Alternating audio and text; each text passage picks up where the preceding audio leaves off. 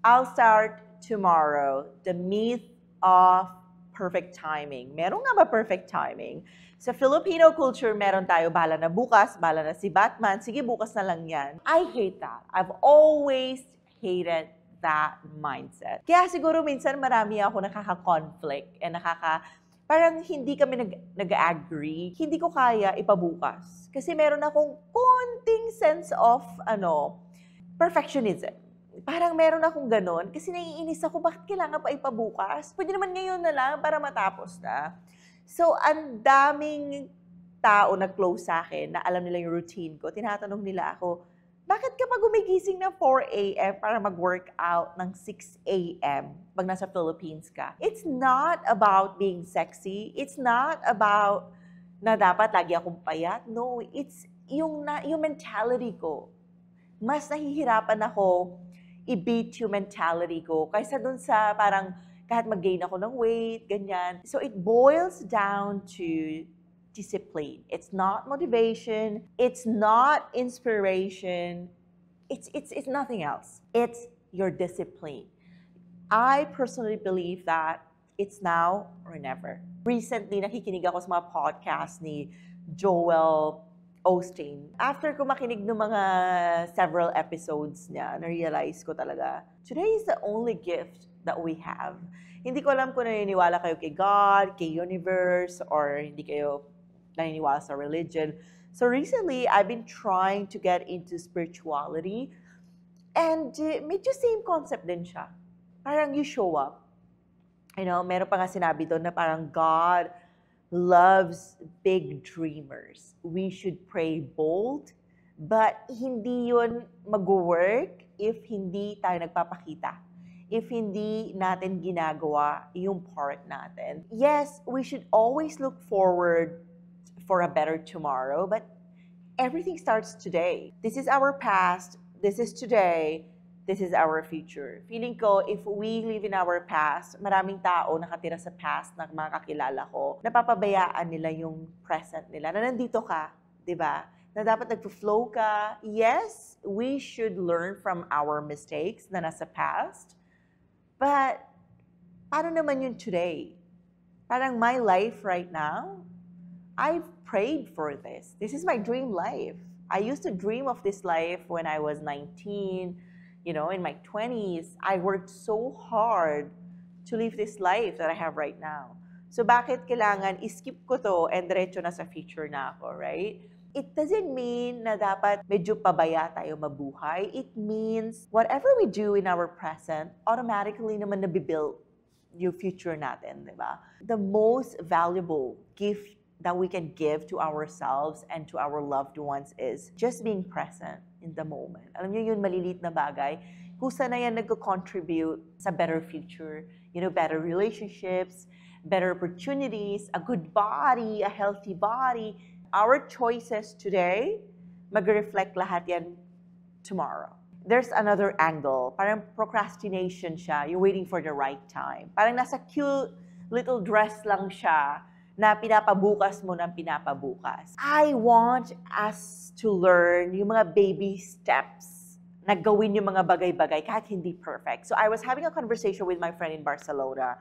Sabi niya sa akin na parang 2 years ago nawalan siya ng hope sa buhay. Like, ayaw na niya lahat. Parang nag-give up na siya kasi nanakawan siya, nawalan siya ng work, yung friend niya, ninakaw yung business niya, business ideas niya, etc., etc. Hindi siya nakakuha ng residency sa isang country. So parang nawalan siya ng hope in life. Nag-stop siya mag-workout. And nung nagkausap kami, recently ko lang siya naging friend, sabi ko sa kanya, friend, yung buhay, hindi yan or.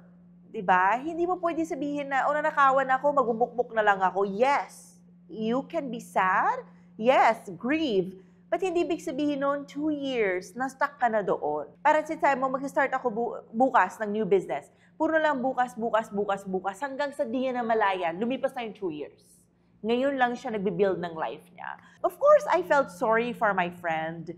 Tapos sabi ko sa kanya, alam mo, Frank yung name niya, ikaw yung nagsistop sa sarili mo. Wala nagsistop sa'yo. Ikaw lang yung naglalagay ng limitations sa sarili mo. Nawalan ka ng confidence. And that is normal. Kailangan matuto tayo maglagay ng timeline. Okay, yes, magiging malungkot ako, pero hindi dapat more than 1 month. After 1 month, kung mag-grieve, parang tama na. Hindi natin namamalayan. Yung days become weeks, weeks become months, yung months nagiging years, hanggang sa naging a decade na siya. A decade ka na nagmumukmok.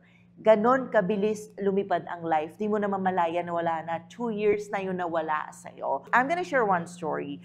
So I had to go through a really big challenge last February after my birthday. Binigyan ko ng sarili ko ng 1 month magbukmok, umiyak, maging malungkot, mag-let go, gumastos, kumain, mag-shopping para makamove on from that big thing that happened to me. It turned my world upside down.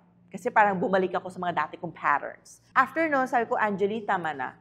1 month for this, tama na. Enough na. After ko magwalwal, maging malungkot, maging lahat ng negative emotions na pwede ko i-feel, na-realize ko, ang dami ko ginastos. Parang ang mahal pala maging malungkot. Sana yung pera na yun, ginastos ko na lang pang-expand ng business ko. Change of narrative. Change of perspective.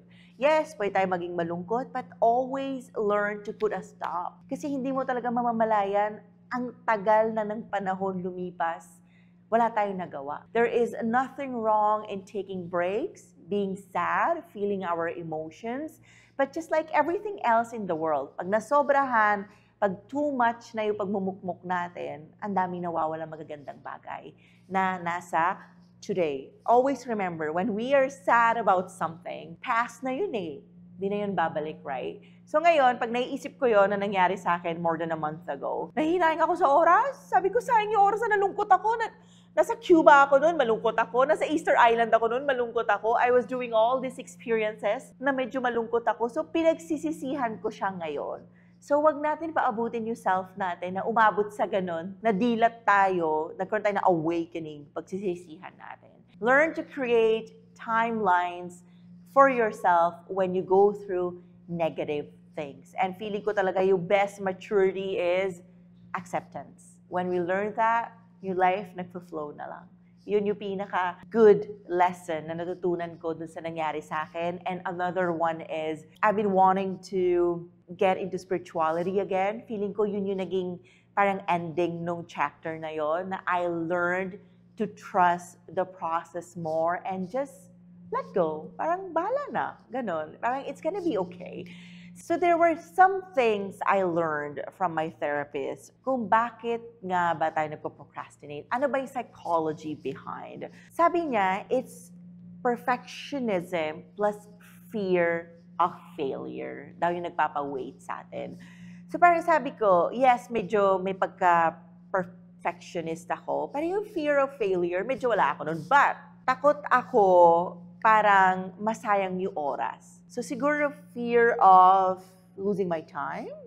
Sa failure kasi medyo, as a businesswoman, medyo tanggap ko na yan eh. Okay, may gagawin tayo, pwede hindi mag-work yan. Na-accept ko na yon. Hindi talaga ako takot sa failures. Mas takot ako magsayang ng oras. So iba-iba kasi tayo ng fear, di ba? Yung pagkasabi lang ni Anna sa akin, fear of failure. So most of the people are nandoon. Lalo na pag nasa 20s pa tayo, di ba? So feeling ko iba-ibang fear. Perfectionism plus kung ano man yung fear nyo. Ako, fear of wasting my time. Ayaw ko nag-aaksaya ng oras kasi nga, it's now or never, di ba? Kaya I always find joy pag sobrang productive yung day ko. Pag nakapag-workout ako, 6 a.m. to 7 a.m., tapos 8 a.m., nakapag-coffee ako. So alam niyo yun, pag na-achieve natin yung list na yun, parang sarap sa feeling. Pero now, hindi na doon naka-base yung self-worth ko. Naka-base na siya sa gaano kaganda yung pagkagawa ko dun sa mga tasks ko na dun sa list. So kahit di ko matapos, medyo okay na ako. I'm not saying na magagawa to overnight, ganun ka na, mawawala yung fear mo or yung pagka-perfectionist mo. Hindi yun nawawala. It's still with me. Kasi nasa business world ako eh. Always see something I want to improve. I always see something na gusto ko gawing perfect.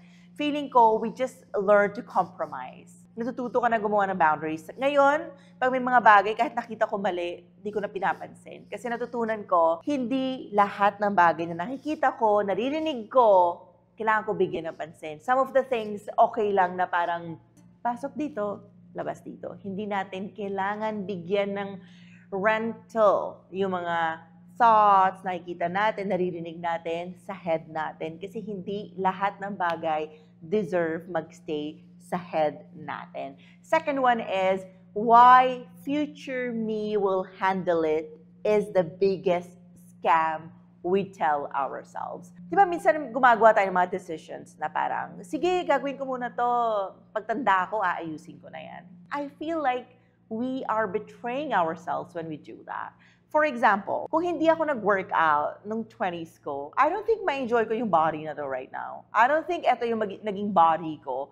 Ganto ka-healthy, ganto ka-productive, ganto yung kataas yung energy ko all the time. Hindi ako naniniwala dito. For me, scam to na parang pwede ako mag-enjoy sa 20s ko, magwawalwal ako na bongga-bongga, maglalasing ako, magaganto ako, kung ano man yon. Yun lang yung example na binibigay ko. Tapos pagdating ko sa 30s, ayusin ko na lang kasi mas matured na ako noon. Scam yon, di ba? Life is balance of everything. Enjoy, but we also need to take things seriously. Everything naman in life, ganun di ba? Too serious ka, magiging boring naman yung life mo. Pag sobra-sobra ka naman nag-enjoy, kahit YOLO yan, pangit pa din, di ba? That's why we need to learn how to balance and put those things together. Kasi kung maging katulad ko kayo, puro work, mababurn out din kayo, and baka makatulad nyo ako na bigla na lang one day ayaw nyo na, gusto nyo na mag-disappear from social media and everything, biglang lumipat kayo ng Spain, di ba? It's a privilege. I will always acknowledge my privileges, and it's a beautiful thing that I am able to do that, na pag gusto ko na tumakas, alis ako, pag ayoko na doon, takas ako, di ba? So these are the opportunities I've created for myself by focusing kung ano yung nasa present ko, by getting all the opportunities na tinapon sa akin, kahit mag-fail ako, kahit hindi perfect, ginawa ko. Kahit may frustrations na I wanted these things to be perfect, kahit hindi ko siya na-handle perfectly, I still ended up being here in front of you, telling you all these stories about my life. How we can manage our today is, for me, yung nakatulong talaga sa akin is mag-journal. So, meron kaming Access Agenda back from 2020 and 2021. Hindi siya ganun kahaba na naka-overwhelm na ang dami mo ilalagay. Malita box lang siya, yung most important thing. Parang for today, ilalagay ko lang doon, I went to Quezon City to do a shoot and I was late for 2 hours because I had to drive for 3 hours. Parang ganon. So, yung pinaka-importanteng bagay lang na gusto ko maalala sa araw na yon, tapos na eh. Yung etong today, meron ako right now, past na siya bukas. So, parang yung main thing lang na gusto ko maalala. Next one naman is, do 5 minutes of the task instead of 5 hours.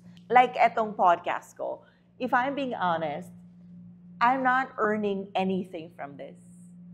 But I enjoy doing it. For me, this is my healing platform. I get to throw my wisdom just out there. You know, I travel so much. I meet thousands of people. Hindi nga hundreds eh. Thousands of people yung nakikilala ko sa work ko and sa ginagawa ko. And I feel like magagawa ko lang to if bibigyan ko talaga siya ng proper timing. Madami ako nasasayang na oras dito eh. Kasi minsan 12 hours kami nandito, nagpa-procrastinate lang ako. Parang, ay, coffee muna tayo, tinatamad na ako. Ay, ganito. Pag inupuan ko siya, sinasabi ko dun sa workmate ko, mag-shoot na tayo 4. So instead maging 5 hours, cut kami. Dahil alam ko yung attention span ko, medyo hindi ganun kahaba. Pagkaupo ko, 3-4 sabay na agad. So instead of gawing 5 hours, di ba, kinat na namin siya na pinaikli namin. Okay, uupo ako, 20 minutes, tapusin mo na. Next one is, tell one person what you are doing. Parang accountability. Ako yung pinagsasabihan ko nito is my mom. Pag hindi available yung mom ko, yung yaya namin, si Ate Shane, gusto ko may nakakaalam anong gagawin ko. Alam niyo bakit? Parang ngayon, alam ni Ate Shane, nag-drive ako papuntang Quezon City, malayo, sobra, and mag-shoot ako ng mga podcast. So pag uwi ko, tatanungin niya ako, ilang podcast na shoot mo? Parang may accountability ka, na parang sort of mini-report ka. But I also believe we don't have to tell everything to other people. That's why I choose one person. You don't have to post it on social media. Like currently, I'm working on a very big project. Wala ako pinagsabihan. Gugulatin ko na lang yung mga tao na tapos na. Even my teammates, di ko sinabihan. But inaantay ko umuwi yung mama ko and makita ko siya, sa kanya ko sasabihin para tatanungin niya ako ng tatanungin, natapos mo na ba? So that this has been a very good strategy of mine. Kasi medyo selfish ako sa information eh. Hindi ako mahilig mag-share ng personal information ko with anybody.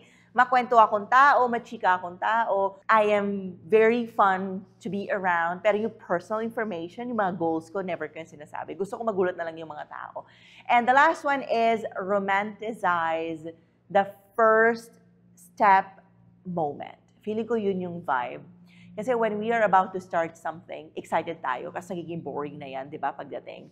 Paano ka magiging excited sa mga steps na darating pa? So if you romanticize the first step, tandaan nyo yung feeling na yun, na parang i-keep nyo siya. Parang itago nyo siya. Kasi yun yung naging secret ko eh. Up to this day, 14 years as Access Travel, I still travel to a lot of places to meet our clients. Kasi tandang-tanda ko pa yung feeling na minit ko yung mga clients for the first time. Nagsistart pa lang ako 14 years ago.